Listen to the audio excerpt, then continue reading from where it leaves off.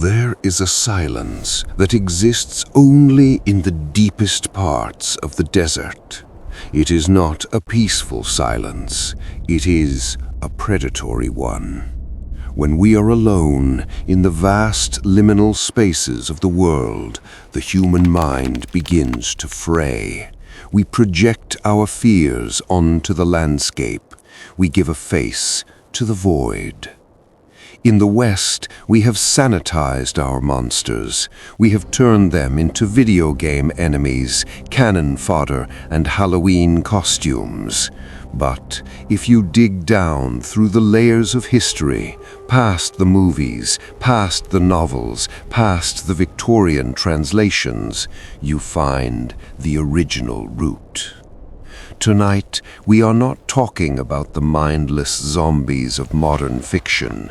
We are going back to the source, to the pre-Islamic nights of the Arabian Peninsula, to a creature of smokeless fire and insatiable hunger. This is the history of the Ghoul. To understand the Ghoul, you must first understand the cosmology of the ancient Middle East. Long before the biological classifications of modern science, the world was divided into three categories of sentient beings: the angels, made of light; the humans, made of clay; and the Jinn, made of smokeless fire. The Jinn are not ghosts. They are not spirits of the dead. They are a parallel civilization. They live, they die, they marry, and they have free will. And, like humans, some are good, and some are malevolent. The Ghoul is rarely classified as a distinct species, but rather as a subclass, or perhaps a degradation of the Jinn. The etymology of the word itself is terrifyingly simple. It comes from the Arabic root gala, meaning to seize. To seize. It implies suddenness, violence, a theft of life. In the Bedouin lore of the 6th century, the Ghoul was the ultimate terror of the traveler. It was the explanation for why men vanished on the trade routes between Mecca and Damascus. It was why you did not stray from the caravan. Unlike the Western ghost, which is tethered to a specific house or object, the Ghoul is nomadic. It dwells in the ruins, in the Kharaba, the wasteland. It is an entity of places that humanity has abandoned. And it had a specific talent, one that makes it far more dangerous than any werewolf or vampire. It is the master of mimicry. Imagine you are a traveler in the year 500 AD. You have become separated from your caravan during a sandstorm. You are dehydrated, exhausted, and the sun has set. The desert temperature drops, freezing cold. In the distance, you see the warm, inviting glow of a campfire. The Ghoul rarely hunts by force. It hunts by seduction. In the ancient tales, the Ghoul almost always presents itself as a beautiful woman, a traveler in distress, or a gracious host offering water and shelter. She speaks your language. She knows your customs. She invites you to sit.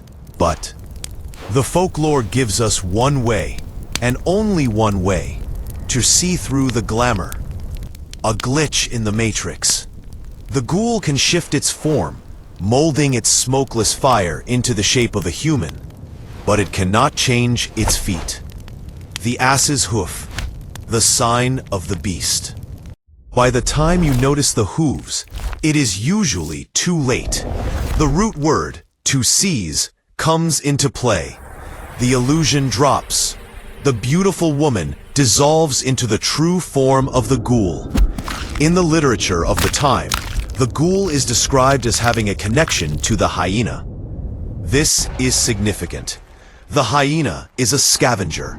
It has jaws strong enough to crush the femur of an elephant.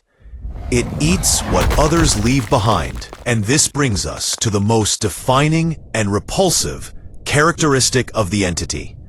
The reason it haunts our graveyards. If the ghoul cannot find a living traveler to lure, it turns to the dead. The modern zombie is a reanimated corpse, a puppet of flesh. The ghoul is the opposite. It is a living, thinking entity that consumes the corpse. This behavior classifies the ghoul as a necrophage. In Islamic theology, the burial of the body is sacred. It must be done quickly. The body is washed, shrouded, and returned to the earth to wait for the day of judgment. The ghoul represents the ultimate violation of this sanctity. It denies the dead their rest. It digs up what we have hidden. It wasn't until the early 18th century that the West encountered this monster. Antoine Galland, the French translator of 1001 Nights, introduced the term to Europe. But something was lost in translation. The West stripped the ghoul of its Jinn nature. We stripped it of its intelligence, its shape-shifting magic, and its ability to speak. We turned it into a graveyard goblin. H.P. Lovecraft revived the trope in the 1920s with Pickman's model, describing dog-like beings that tunnel beneath Boston. He captured the aesthetic, the rubbery skin, the canine face, but he missed the spiritual horror. The true horror of the ghoul is not that it eats flesh. The horror is that it is a reflection of the desert's indifference. Why does this specific myth persist? Why do we find variations of the corpse eater in almost every culture? The Wendigo in the north, the Vitala in India, the Ghoul in Arabia. Psychologically, the ghoul represents the anti-human. Human civilization is built on rituals. We cook our food, we bury our dead, we welcome strangers. The ghoul inverts these three pillars. It eats raw flesh. It unearths the dead. It lures strangers to destroy them. It is the embodiment of the wild, the chaos that exists outside the city walls. In the ancient world, the city was order, the desert was chaos, and the ghoul is the king of chaos. There is also a biological fear here, the fear of predation. For most of human history, we were not the top of the food chain. We were meat.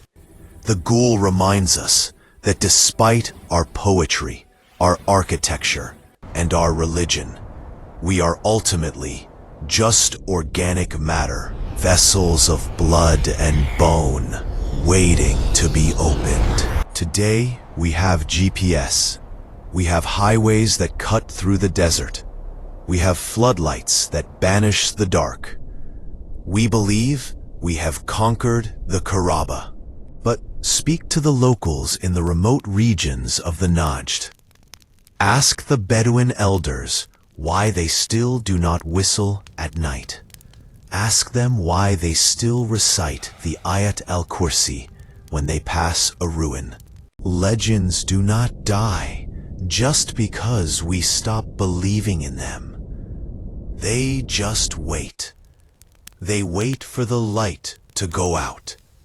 They wait for your car to break down on that lonely stretch of highway. The desert is vast, and it is still very, very hungry.